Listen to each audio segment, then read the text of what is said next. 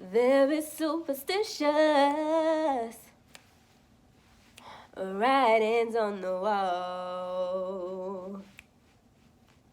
Very superstitious letters about to fall.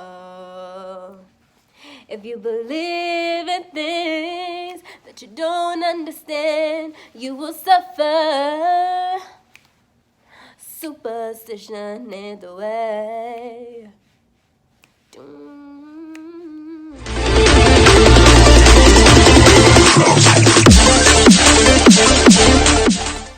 What's up, CherishingFlo fan? Welcome back to my channel. We're all about love, positivity, being a girl boss, and everything in that vicinity. In today's video, we're going to be talking about how to survive your familia during the holidays. If you're anything like me, the holidays used to be a very stressful time just because of who you had to see during the holidays.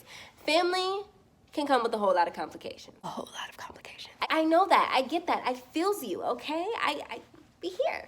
And I know it can be stressful. I know it can be a lot, but we're going to talk about how you can survive family during the holidays and still come out on top, still come out feeling great, still come out with all that holiday magic. Okay. If you're new to this channel, then go ahead and subscribe and turn on the notification bell so you don't miss any future videos. If you're not new to this channel, then welcome back. Thank you for being here. Thank you for loving me as much as I love you. And yeah, let's get into the video. So the first thing that would help you survive your family during the holiday season when they stress you out and they're doing all the things that you cannot stand is to accept them for who they are. You know that Aunt Sonia is judgmental and she's going to give you those up and down looks when you walk in with your Christmas sweater that cugs your curves. You know that Uncle Byron is a money grubber and he's gonna ask you to borrow a couple of bucks. You know who they are. Accept them. Accept their flaws because they're not going anywhere 9 times out of 10.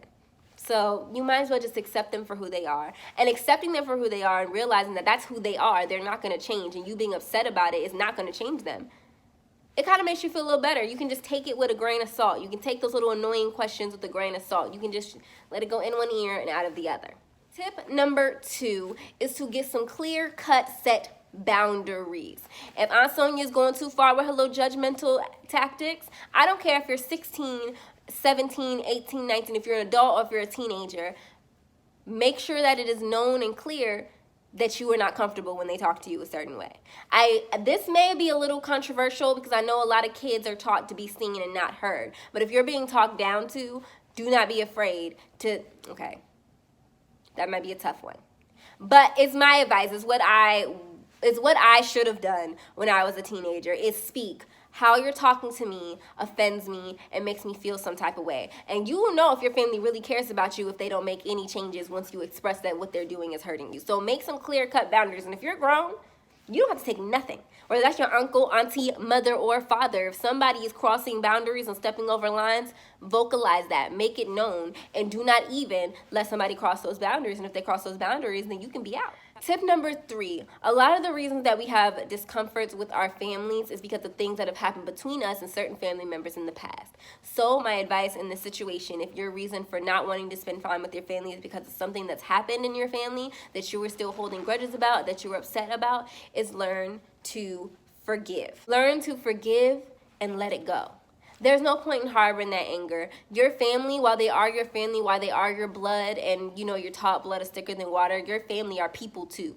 They have their personalities. All those people that you knew at school who you think are trash and you just don't understand how anybody can deal with them, they have family members. All the family members are people that are related to you by blood. That doesn't mean that they're not going to make mistakes. That doesn't mean that they're still not going to sometimes do things that hurt you. That's not what that means. What it does mean, those are the people that should, not always, but should accept you for who you are, and you accept them for who they are and love them despite all those negative things. Learn to forgive and forget. If you and your auntie got into it a few months back, if you and your mom got into it in January and now it is November and December and you don't want to be around them, forgive your mother. She's your mother. She loves you.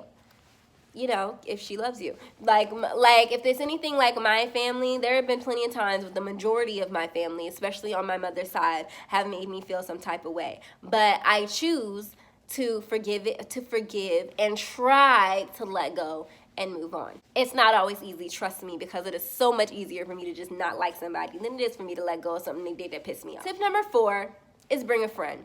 That's something that I almost always do, is bring somebody with me, either a boyfriend, girlfriend, or just a friend. Bring somebody with you so that when you feel frustrated, when you feel irritated, when you start to get that isolated feeling, you have somebody that you can just talk crap with on the corner and be like, that's why she did.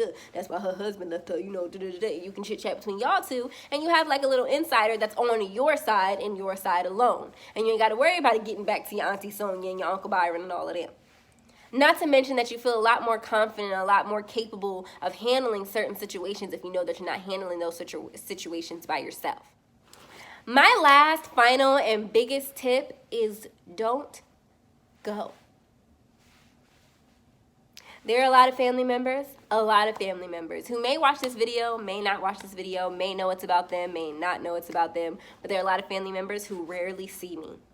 On holidays or not, there are some family members who should see me more because they have greater access to me, but they don't.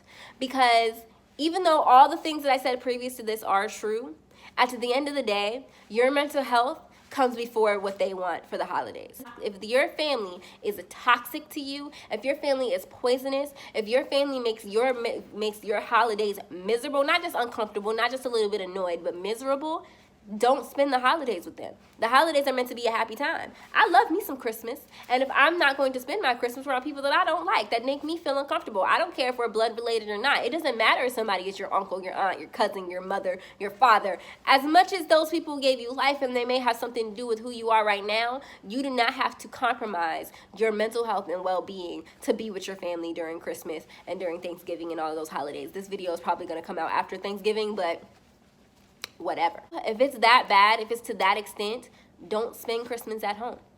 Go somewhere else. Do not participate. Now, if you're a teenager, then that might not be as easy for you. But if you're an adult, it's your decision. You don't have to spend Christmas with your family. You don't. Those are the facts. And as much as your mom and your dad may say it's Christmas, you have to spend it with family, you don't. If family makes you feel anything other than the Christmas spirit, you don't have to spend that time with them.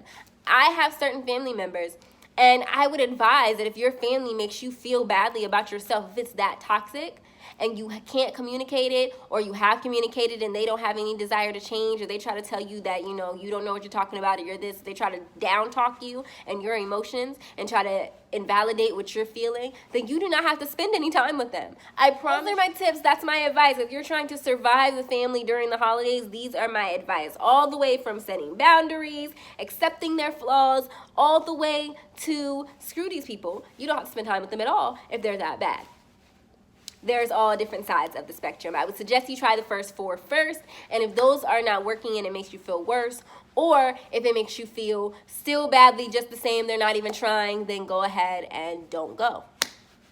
And spend your holidays with the people that make you feel good about yourself, or spend your holidays all by yourself. Hey, ain't nothing wrong with that. Let me tell you, I would have no problem. If I didn't have anybody in my life who made me feel good, I make myself feel good, and I would happily spend my Christmas by myself watching Home Alone on the TV, drinking myself a nice glass of wine. Thank you guys so much for watching this video. If you're new to the channel, then go ahead and subscribe, turn the notification bell, all that good stuff. If you're not new to the channel, then thank you for being here. If you've made it to this point in the video, then leave some boots emojis, some shoe emojis, and yeah, thank you guys so much, and I will see you guys in the next video.